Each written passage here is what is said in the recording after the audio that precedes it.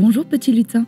Aujourd'hui, tu vas écouter la 9e histoire d'Envolée Conté, Zoé et le sapin enchanté. Une histoire qui raconte la magie de Noël, la magie des boissons chaudes et des cheminées qui crépitent, des étoiles en ville et dans nos yeux, du partage et de la solidarité et des retrouvailles au pied du sapin. Et si tu devais citer une ville française qui symbolise la magie de Noël, tu dirais Strasbourg, bien sûr. Strasbourg et son marché de Noël incroyable, son grand sapin sur la place Kléber et ses spécialités dont on se délecte. C'est ici que tu pourras déambuler au milieu de 300 chalets, déguster un jus de pomme chaud aux épices ou t'émerveiller devant les décorations sublimes. C'est grâce à cette magie omniprésente que Strasbourg est devenue la capitale de Noël. Et c'est cette ville que nous te proposons d'arpenter tout au long de cette histoire. Alors, enfile tes mitaines et rejoins-nous vite pour découvrir le mystère du sapin enchanté en compagnie de Zoé. Bonne écoute!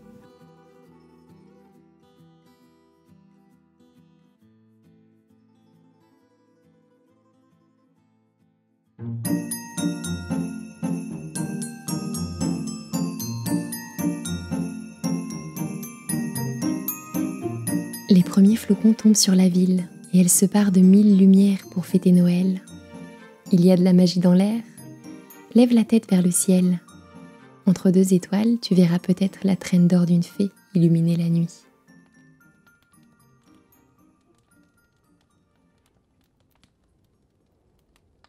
Le jour se lève sur la ville de Strasbourg. Un pâle soleil d'hiver vient caresser les maisons à colombages et se reflète dans l'eau des canaux.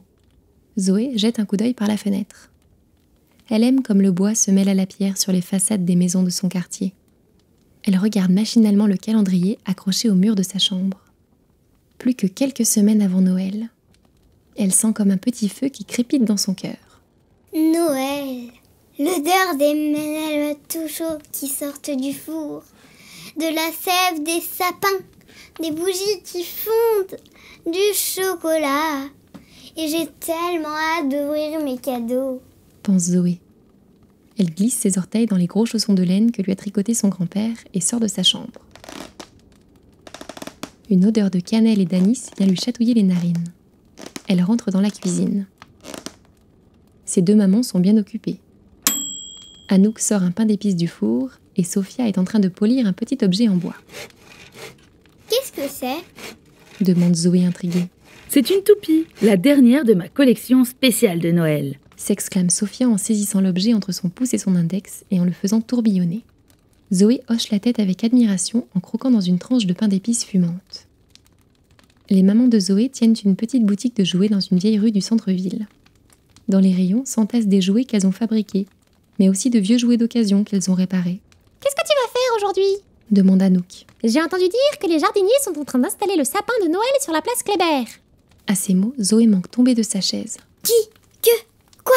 Aujourd'hui ? » « Oui, c'est le vendeur de marrons chauds qui me l'a dit. »« Mais je dois tout de suite aller prévenir Arsène !» s'écrie Zoé en filant dans sa chambre pour s'habiller. « Mais tu n'as même pas fini ton pain d'épices !» proteste Sophia. « J'ai pas le temps, maman. Tu ne te rends pas compte ?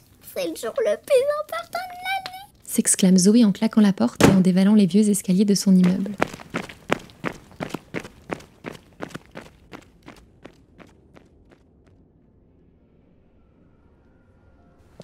Un petit vent froid se glisse dans son cou. Elle resserre son écharpe et se faufile le long d'un canal. Elle passe devant un restaurant à la devanture rouge, un cordonnier et un magasin de décoration de Noël dans lequel scintillent des guirlandes multicolores. Elle connaît si bien le chemin jusqu'à la maison d'Arsène qu'elle pourrait le faire les yeux fermés. Tous les matins, elle passe chercher Arsène pour aller à l'école. Sur le chemin, ils se racontent des blagues et des histoires. Ils s'arrêtent pour faire des ricochets sur les canaux ou pour donner des graines aux pigeons. Et ils arrivent très souvent en retard. Mais ce qu'ils aiment par-dessus tout, c'est parler de Noël. Imaginez à quoi ressembleront les décorations dans la ville cette année. Se souvenir de l'odeur des brédeleux tout chauds qui flottent dans la rue. Et surtout, rêver du grand sapin de la place Kléber.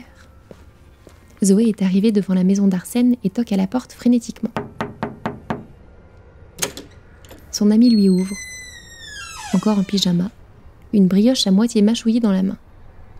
Arsène est terriblement gourmand et il adore les maneleux, ces petites brioches en forme de bonhomme qu'on trouve dans toutes les boulangeries de la ville. Ben Zoé, qu'est-ce que tu fais là ? Y a pas école aujourd'hui, c'est samedi. Je le sais, tête de Kouglof. Mais devine un petit peu ce qui se passe aujourd'hui. Il pleut des papillotes en chocolat et des manœuvres géantes envahissent la ville. Mais non, les jardiniers et les jardinières sont en train d'installer le sapin de Noël place Kléber. Arsène ouvre des yeux ronds comme des soucoupes et enfourne sa brioche d'un coup dans sa bouche. Va vite t'habiller, je t'attends. Arsène referme la porte et Zoé se retrouve seule dans la rue. Elle ferme les yeux. Elle imagine les milliers d'aiguilles, les boules brillantes, les guirlandes qui s'enroulent entre les branches, et le dernier rayon du soleil qui vient caresser l'étoile tout en haut du sapin. Puis, la magie. Car le grand sapin de Noël de la place Kléber est magique. Tous les soirs, lorsque le soleil se couche, il s'illumine de 1000 lumières et il se couvre de cadeaux. Des cadeaux de toutes les formes, de toutes les tailles. Mais il faut être rapide pour les décrocher, car les cadeaux ne restent jamais plus de quelques minutes sur le sapin, le temps que les lumières de Noël s'allument partout dans la ville. Ensuite, ils disparaissent aussi mystérieusement qu'ils sont apparus. Et c'est ainsi tous les soirs jusqu'au soir de Noël. Tous les ans depuis sa naissance, Zoé vient admirer le sapin qui s'illumine et chercher des cadeaux entre ses branches. Arsène est enfin prêt. Il a enfilé un chapeau de lutin rouge à pois vert pour l'occasion. Tous les deux filent en direction de la place Kléber. Dans les rues, les stands du marché de Noël s'installent et Arsène respire avec délice les odeurs de cannelle et de noisettes grillées. Au détour d'une petite maison à colombage rouge, emberlificotée dans une grande guirlande dorée, la place Kléber s'étale devant eux. Et quelle agitation! Des dizaines de jardiniers et jardinières qui courent partout, des épines plein les cheveux, des guirlandes plein les mains, des énormes boules multicolores posées un peu partout, et une étoile qui fait la taille d'une cabane. Au milieu de ce joyeux remue-ménage, un immense sapin de 30 mètres de haut. Zoé sent les larmes qui lui montent aux yeux. Comme tous les ans, le sapin est magnifique. En pensée, elle remercie très fort la forêt qui leur a fait ce cadeau. Elle s'approche de l'arbre et respire son odeur de mousse, de neige, d'oiseaux silencieux dans le creux de l'hiver. Elle se penche près du tronc et pose ses mains sur l'écorce. Elle jurerait sentir un cœur qui bat sous ses doigts. « Restez pas là, les petits-os !» fait une petite voix pincée. C'est Gretel, la jardinière responsable du sapin. Tous les ans, elle veille nuit et jour sur le sapin et s'assure que tout le monde en prend soin. Je sais bien que vous avez hâte d'être à ce soir pour voir cette merveille s'illuminer, mais je n'aimerais pas vous voir assommés par une boule géante. Allez, reculez un peu. Arsène entraîne Zoé à l'écart. Celle-ci le suit à contre-cœur, sans détacher ses yeux du sapin. Bon, et maintenant, qu'est-ce qu'on fait? On va boire un petit chocolat chaud pour se réchauffer? Mais t'es fou, je ne bouge pas d'ici jusqu'à ce soir. Ça fait presque 1 an que j'attends ce moment. Je veux être là pour voir la première illumination et attraper les premiers cadeaux. Bon, d'accord. Soupire Arsène en tirant de sa poche un paquet de pralines. Toute la journée, ils assistent aux exploits des jardiniers et des jardinières qui rivalisent d'adresse pour accrocher les guirlandes et les boules. Une petite touche de doré par là, un petit éclat rouge par-ci. Le sapin enfile sa robe de Noël. Accrochée à une petite nacelle, Gretel se hisse tout en haut de l'arbre pour déposer l'étoile. Le soleil commence à descendre et les enfants arrivent de tous les coins de la place. Zoé connaît la plupart de ses enfants. Ils habitent près de chez elle et vont dans la même école. Un grand silence s'installe sur la place. Tout le monde retient son souffle. Le dernier rayon du soleil scintille au sommet du sapin. Et... rien du tout. Zoé fronce les sourcils et un murmure de déception parcourt la place. Là, regardez, il y a une lumière, remarque Arsène en pointant du doigt un petit point qui brille faiblement. Et là aussi, fait un autre enfant. Zoé compte les lumières sur le sapin. À peine une dizaine. Où sont les traînées d'or et les étincelles chatoyantes? Et les dizaines de cadeaux? À la place, ce sont 5 petits paquets qui pendent cachés sous les branches. Les petites lumières brillent encore quelques secondes et s'éteignent comme la flamme d'une bougie qu'on aurait soufflée sans faire exprès. Les gens se regardent tristement. Gretel est livide. « Mais qu'est-ce qu'il se passe ?» murmure Arsène. Zoé pince les lèvres et l'entraîne sous le sapin. Elle cherche quelque chose, un indice pour expliquer tout ça. Elle soulève les branches avec précaution. « Là, il y a une lettre !» s'écrie-t-elle en apercevant une minuscule enveloppe dorée délicatement coincée entre 2 épines. Du bout de ses doigts, elle la décachette. Le papier est si fin qu'il en est presque transparent. Et il laisse une poudre scintillante dans la paume de sa main. Zoé et Arsène se penchent sur la lettre. Je ne comprends rien du tout. On dirait une devinette. Et regarde la signature. Ce sont des chiffres. Oui, tu as raison. Certaines lettres ont l'air d'avoir été remplacées par des chiffres. Mais qui peut bien avoir laissé un message codé ici? Et pourquoi? C'est une catastrophe. Le sapin magique s'est à peine illuminé cette année. Et seuls 5 petits cadeaux sont apparus.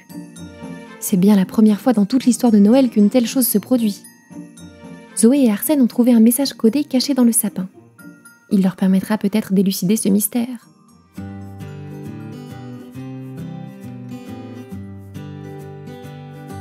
Ils ont besoin de ton aide pour le décoder.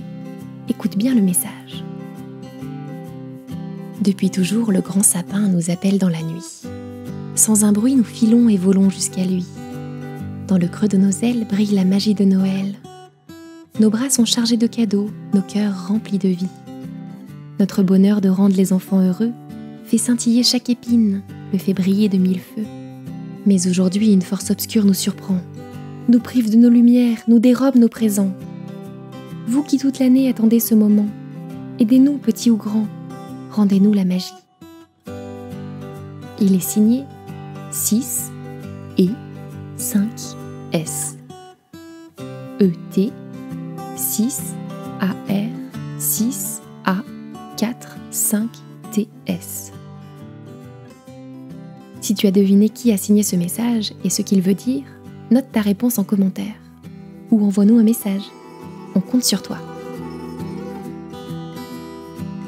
Vous venez d'écouter une histoire d'Envolée Conté, une création originale écrite par Lucille Petit.